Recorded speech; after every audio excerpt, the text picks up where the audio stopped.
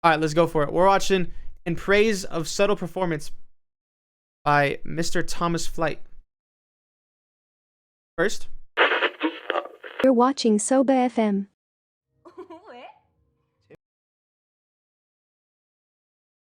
All right, we're back.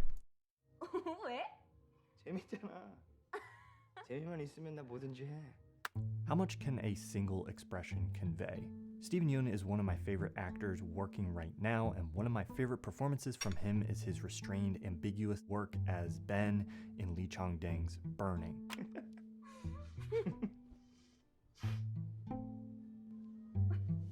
종수 씨, 파스타 좋아하세요?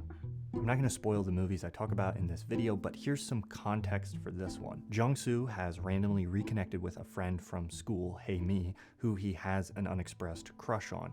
Meanwhile, Hae-mi, while she's off on a trip abroad, becomes friends with wealthy and mysterious Ben, who she's interested in. It's classic love triangle stuff, but there's another layer here.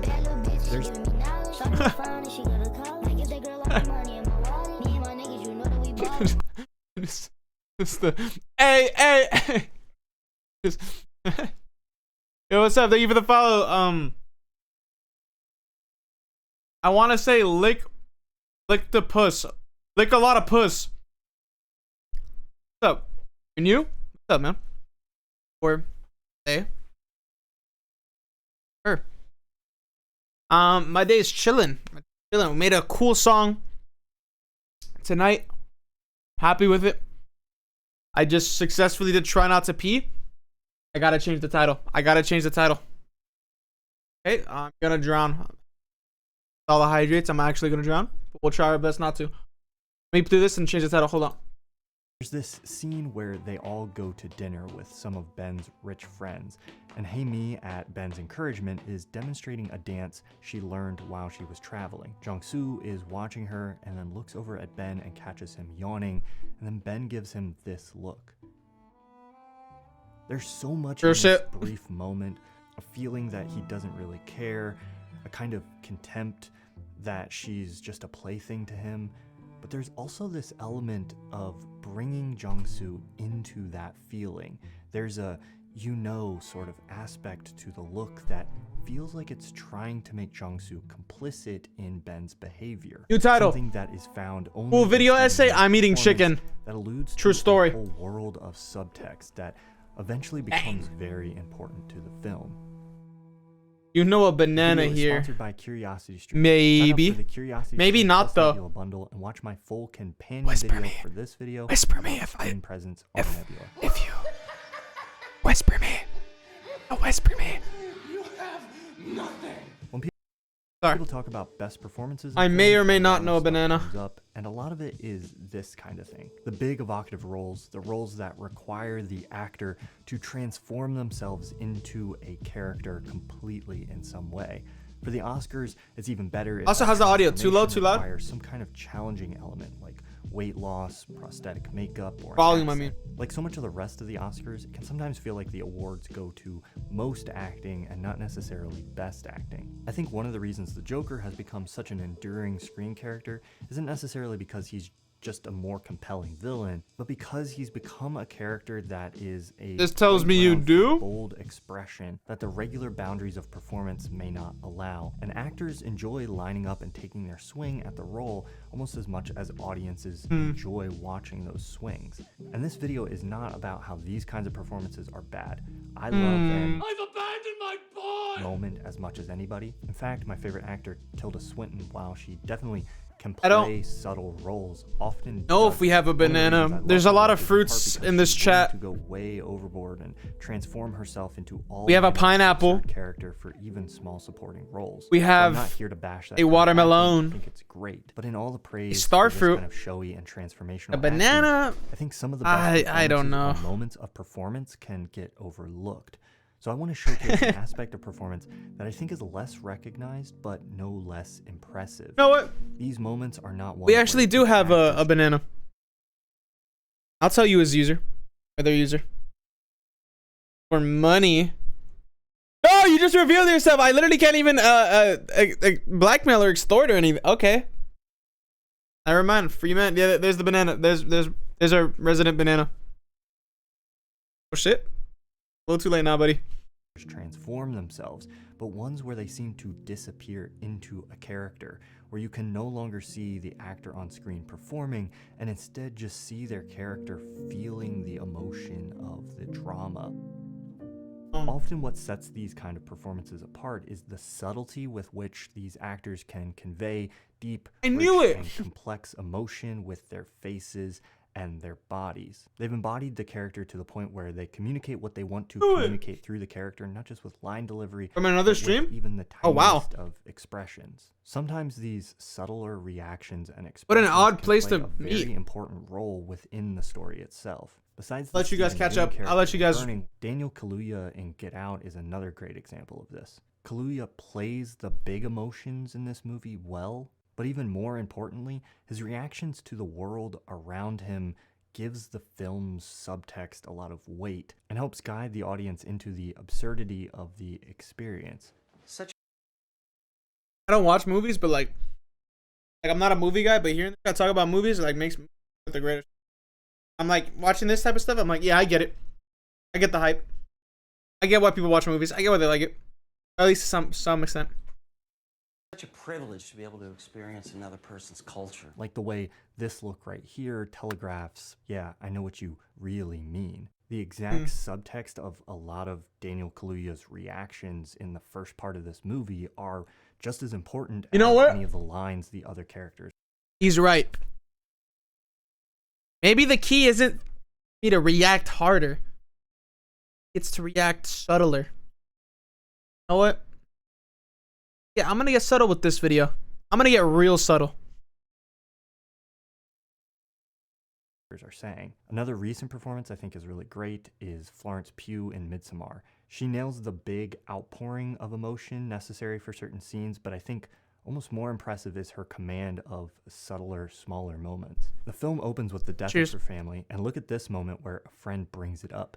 Also, I never had the chance to tell you, but I was so very sorry to hear about your loss.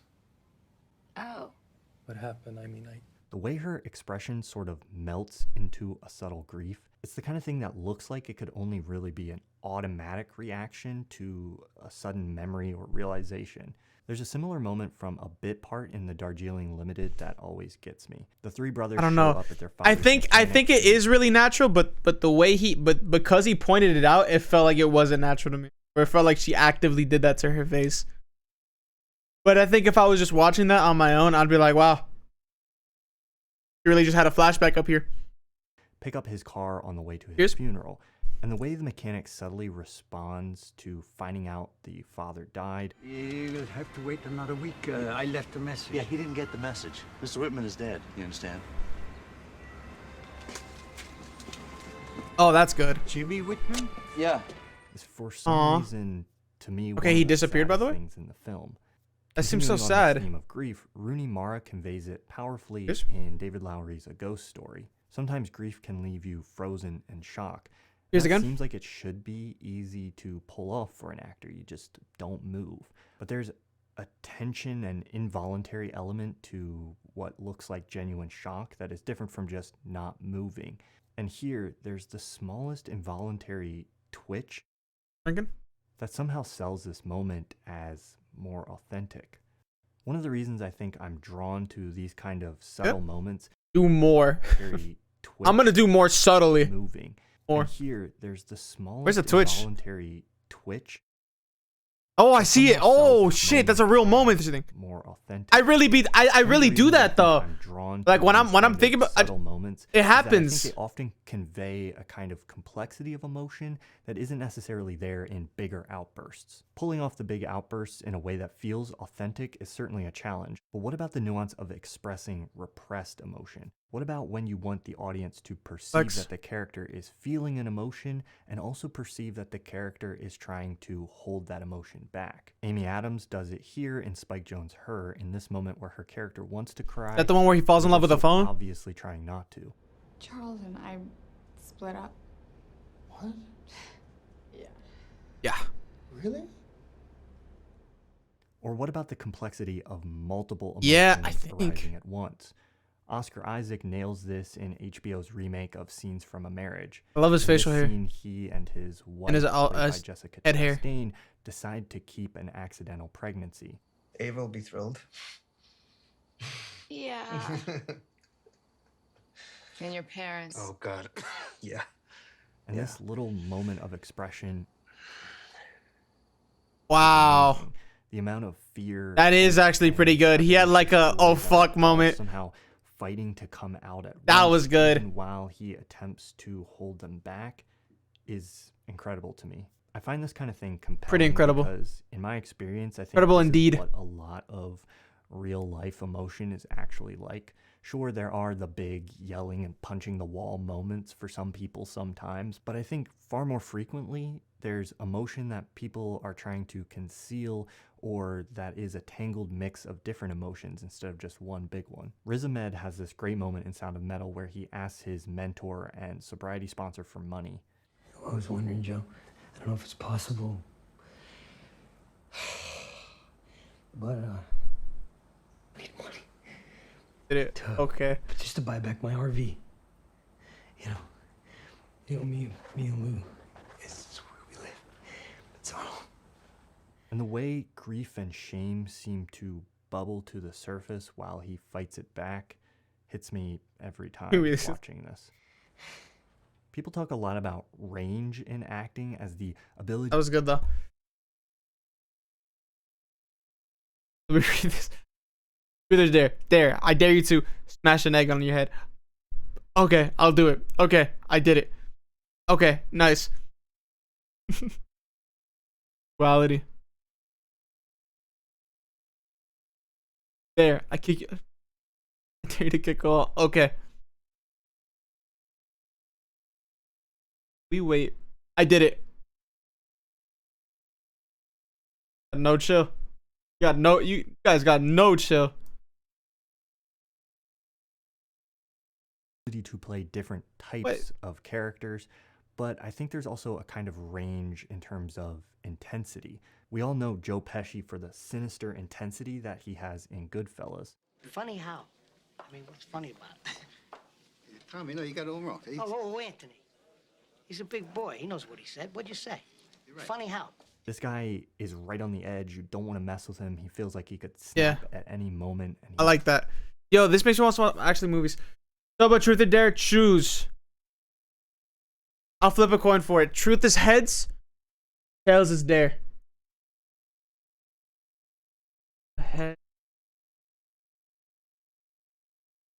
Go. Heads. Truth. Truth. I choose truth. Genuinely terrifying. Tell me what's funny. Funny looking. So it's impressive to me that in The Irishman, his character Nice. is no less That would have got him. sinister. That would have got everyone cracking. There's been a change. Instead of going up right away, we're gonna hang around tomorrow morning and then go up, drive up. No, but I told Jimmy that we were gonna be up in the morning. Godfather? I told Jimmy we were gonna be up in the morning. Oh, I know.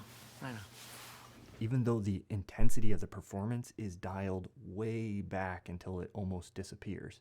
We gotta go there. I mean, I gotta go. I told him I'd be there. Just so cinematic. We did all we could for the man. The actors are The good. fact that he can convey something so similar through completely different levels of intensity is why he's one of the greats. When I talk about these kinds of subtle expressions, I think rarely are they a very conscious choice by the actor.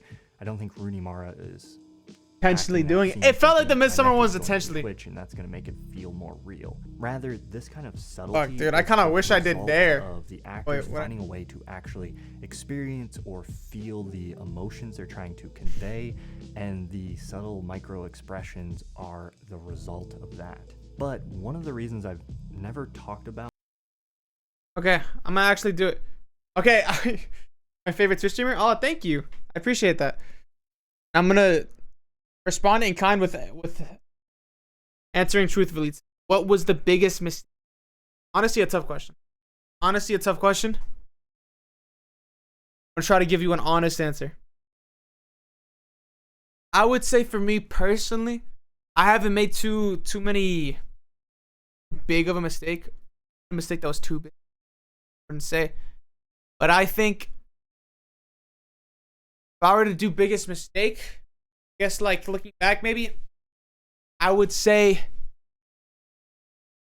almost like, how do I put this? Like the mistake of like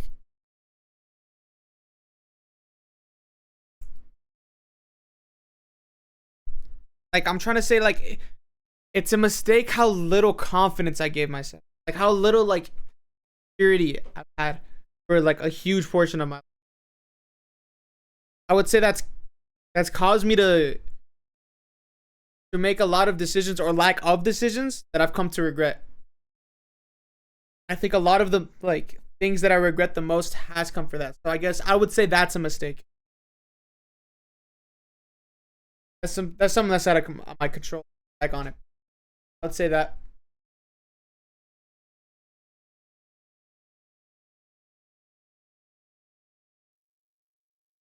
About acting.